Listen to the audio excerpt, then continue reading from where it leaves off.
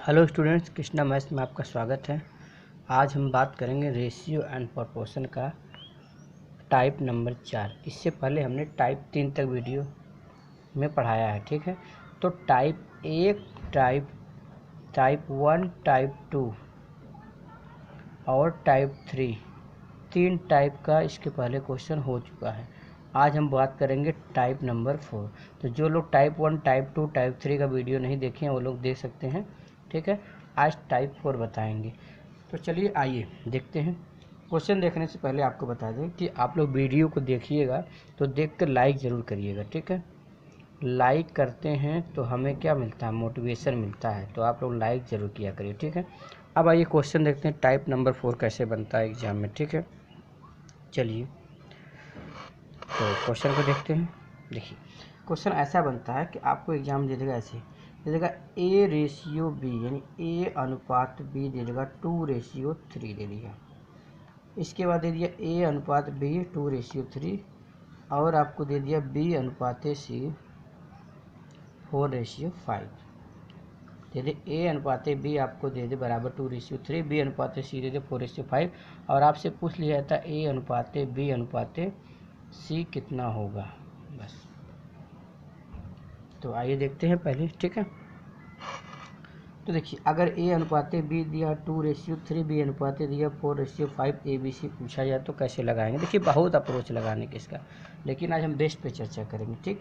तो पहले ये कॉन्सेप्ट समझते हैं इसका, पहले कॉन्सेप्ट तब जाके डायरेक्ट। तो A अनुपात B का मान कितना दिया है 2:3 और B अनुपात C का मान दे दिया है 4:5। हमको पूछा क्या है, ABC निकालना। तो ABC निकालना तो आप देखिए A का स्थान पे दिया है 2 और B का स्थान दिया है 3 और B का स्थान दिया है 4 और C का स्थान पे 5, यानी अक्षर तो दो जगह एक कॉमन पाया जा रहा है। अगर अक्षर कॉमन है दो जगह इसका, तो इसका संख्या का अभी नंबर कॉमन होना चाहिए। लेकिन यहाँ पर हमने देखा A के स्थान पे 2 है, B के स्थान पे 3 है, यहाँ पर B के स्थान पे 4 है और C के स्थान पे 5। अगर यहाँ पर मैं पूछूँ A का मान कितना, आप कहेंगे 2। हाँ पूछेंगे C का मान कितना, आप बोलेंगे 5। लेकिन B में क्या है, कन्फ्यूजन है, क्योंकि यहाँ पर 3 भी है 4 भी। इसलिए हम लोग क्या करेंगे, इस B को, अगर B दोनों जगह समान है तो इसका मतलब संख्या में भी समान होनी चाहिए। तो समान करने के लिए क्या होगा, 3 और 4 को ऐसा मल्टीपल कराइए दोनों इक्वल हो जाए। तो अगर मैं यहाँ पर 4 से मल्टीपल करा दूँ, यहाँ पर 3 से, तो दोनों इक्वल हो जाएंगे कि नहीं, हो जाएगा। तो यहाँ पर हो कितना जाएगा, 4 दूनी 8, A का मान हो जाएगा 8 और B का मान 12। अगर यहाँ भी देखिए दोनों साइड हमें क्या करना है, मल्टीपल कराना है, ठीक है। तो जब ये बताइए अगर यहाँ पर 4 से गुणा होगा तो इसका मतलब अगर इसमें गुणा करना पड़ेगा तो इसमें भी करना होगा, क्योंकि रेशियो का नियम बोलता है अगर पहले में गुणा करना दूसरा में ऑटोमेटिक करना ही पड़ेगा। तो 4 दूनी 8, 4 3 12, इसी तरह 4 3 12 और अगर यहाँ 3 से गुणा किया तो यहाँ भी करेंगे तो 5 3 15। अब आपसे मैं पूछूं ABC का मान कितना होगा। तो देखिए A के स्थान पे कितना दिख रहा है 8 और B के स्थान पे 12, यहाँ भी 12 है और C के स्थान पे 15। तो यानी मैं कहूँ अगर ABC का मान कितना होगा तो आप बोलेंगे 8 12 और 15 होगा, ठीक है। 8 12 15 होगा, क्यों, क्योंकि हमने B दोनों जगह कॉमन था, इसलिए कॉमन शब्द का मान क्या है, कॉमन शब्द था। तो आपने कॉमन अक्षर था तो उसको बराबर किया, तो बराबर करने के लिए यहाँ 4 से गुणा करना पड़ा पहले समीकरण में, यानी पहले वाले अनुपात में 4 से गुणा करना पड़ा और दूसरे वाले अनुपात में 3 से। लेकिन जब यहाँ पर 4 से गुणा किए तो नियम होता है अगर पहले वाली संख्या से करेंगे किसी भी अनुपात में, अगर पहले वाले में गुणा करेंगे तो दूसरे वाले में भी उतने से ही गुणा करना पड़ेगा, इसलिए हमने ऐसा कर दिया, ठीक है। अब आते हैं इसको समझते हैं डायरेक्ट कैसे लगेगा, इसको एग्जाम में डायरेक्ट कैसे लगाएंगे, ठीक है। चलिए तो डायरेक्ट देखिए हमको क्या करना है, जैसे दिया A अनुपात B दिया है 4:5 और 2:3 दिया है। A अनुपात B दिया है 2:3 और B अनुपात C दिया है कितना 4:5।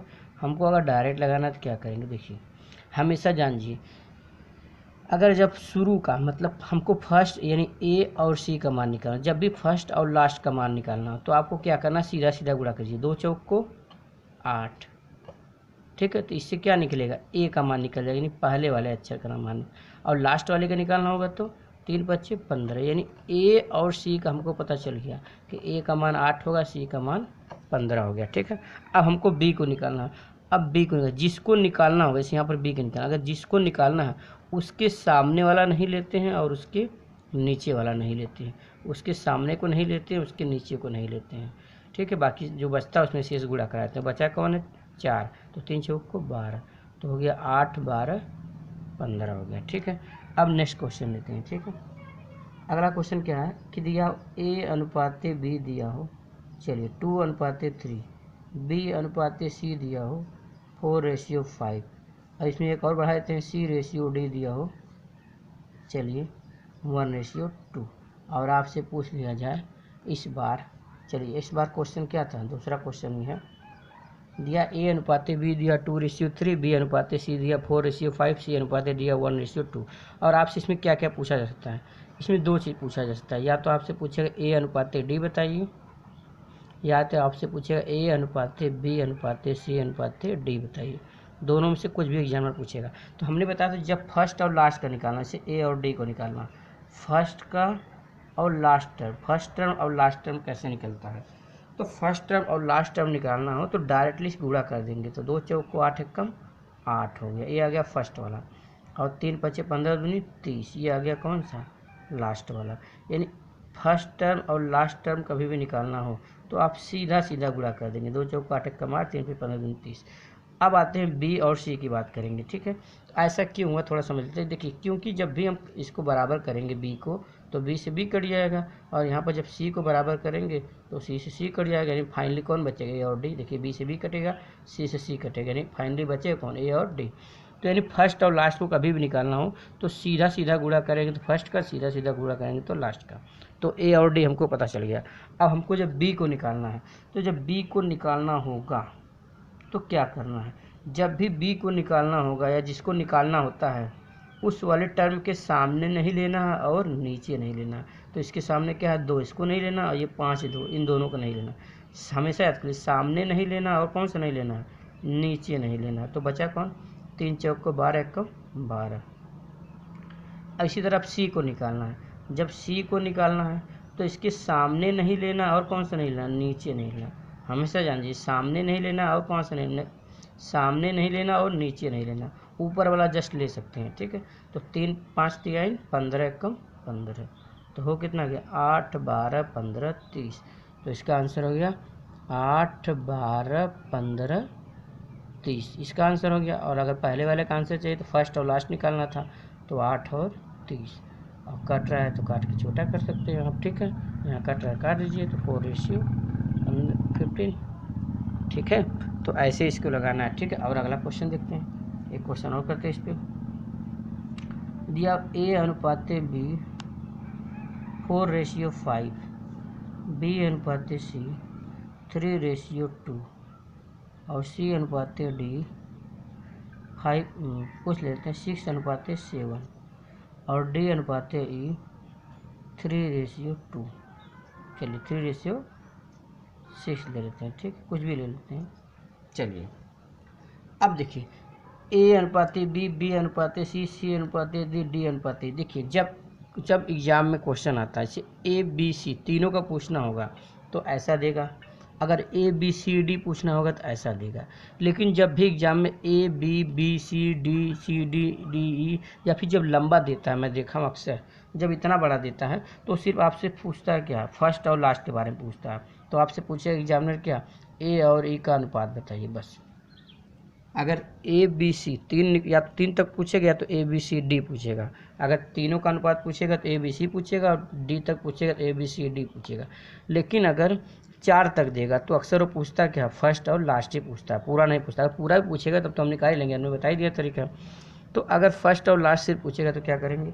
4 3 12, 12 6 72, 72 3, तो 72 3 कर देंगे। तो देखिए 72 3 कितना होता है, आप जो जानते होंगे, 3 दूनी 6 7 21, कितना हो गया? 216। इसी तरह लास्ट टर्म निकालना हो तो 5 दूनी 10, 10 7 70, और 70 छक्का 7 छक 42, 420। अब आप लोग क्या करेंगे? इसको काट के छोटा कर सकते हैं, ठीक है। ये तो आप काट के छोटा कर ही लेंगे, तो आप काट सकते हैं, ठीक है। नहीं तो हम ही काट देते हैं। 4 से काटेंगे तो 4 5 20, 4 चौक को 16, फिर 4 से काटेंगे 4 एकम 4, 4 5 20, ठीक। अब फिर कट रहा है 3 से, क्या? हाँ कट रहा है। देखिए 18 3 54, और 35 3 105। 18 3 54, 35 3 105, 18:35। लेकिन अगर मान लीजिए आपको पूरा भी निकालना हो तो कोई बात नहीं, जैसे हमने बताया था कि जिसको निकालना हो तो उसको बंद करके उसके सामने लेना, उसको नीचे नहीं लेना है और आप लगा लेंगे। ठीक है, चलिए। लेकिन मैं अक्सर देखा हूँ कि वही पूछता है, फर्स्ट और लास्ट के बारे में पूछता है। अगर ज़्यादा टर्म देता है तो, अगर 3 तक देगा ABC तक तो पूरा मान पूछेगा, 4 तक देगा तो ABCD तक पूछेगा, लेकिन इसके बाद जब देता है तो फर्स्ट और लास्ट टर्म पूछता है। ठीक है, चलिए अगला क्वेश्चन करते हैं। अब देखिए ऐसा क्वेश्चन बहुत अच्छा बनेगा। दे दे A/B 1/2:1/3 और दे दे B/C 1/4। ऐसा क्वेश्चन आ जाए कि दे A/B बराबर 1/2:1/3, B/C दे दे 1/4:1/5 और आपसे पूछ क्या ले A/B/C क्या होगा। चलिए आइए देखते हैं। देखिए ऐसे क्वेश्चन कैसे लगाते हैं, देखिए समझिए। अगर हमसे ABC पूछा है तो क्या करेंगे पहले समझते हैं। तो देखिए पहले क्या करेंगे, जब भी बटा वाला क्वेश्चन आ जाए तो आप सीधे गुणा कर लिया करें। 3 एकम 3, तो यानी A का मान कितना हो गया, हाँ 3 एकम 3, तो यानी इस A/B का मान निकालना होता है। 3 एकम 3, तो A का मान हो गया 3, 2 एकम 2, तो B का मान हो गया 2, डायरेक्टली कर लेंगे। और B/C निकालना हो तो 5 एकम, हमेशा जिधर साइड गुणा होगा उसी का मान होगा। 5 एकम 5, तो B का मान होगा कितना 5, 4 एकम 4, तो C का मान कितना हो गया 4। अब क्या, अब तो ABC निकालना आसान हो गया क्योंकि इसके पहले हमने बताया था। जब ABC निकालना हो तो क्या करेंगे, 3 5 15, ये तो फर्स्ट टर्म आ गया, सीधा सीधा गुणा कर फर्स्ट और लास्ट आता है। 3 5 15, 4 दूनी 8, फर्स्ट और लास्ट आ गया। अब अगर B को निकालना है तो जिसको निकालना है उसके सामने नहीं लेना, उसके नीचे नहीं लेना है। तो बच्चा कितना, 2 5 10, तो आंसर कितना होगा 15:10:8 हो गया। ठीक है, दूसरा क्वेश्चन लेते हैं। दिया A/B 2/3:4/5 और दिया B/C 1/2:3/4। और आपसे पूछा जाए क्या कि आप बताइए ABC का मान बताइए। तो देखिए क्या करेंगे, वही सिस्टम, 5 दूनी 10, 3 चौक को 12, तो ये किसका मान हो गया A/B का, 4 एकम 4, 2 तिहाई 6, ये हो गया सबका मान। अब ABC निकालना हो तो देखिए 10 चौक को 40, ये किसका मान हो गया A का, फर्स्ट टर्म का।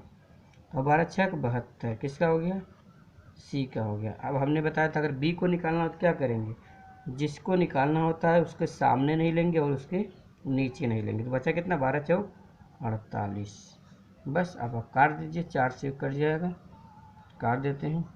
4 दहा में 40 और 12 चौक 48 और यहाँ देखिए 4 से काटेंगे तो 4 एकम 4, 3 4 8 32, और भी कट जाएगा तो और भी काट देंगे। 5 6 9, 5 दूनी 10, 6 दूनी 12, 9 दूनी 18, ऐसे क्वेश्चन आप लगा लेंगे। ठीक है, तो टाइप नंबर 4 में देखिए यही पर क्वेश्चन बनेंगे। कितनी तरह से बन सकते हैं।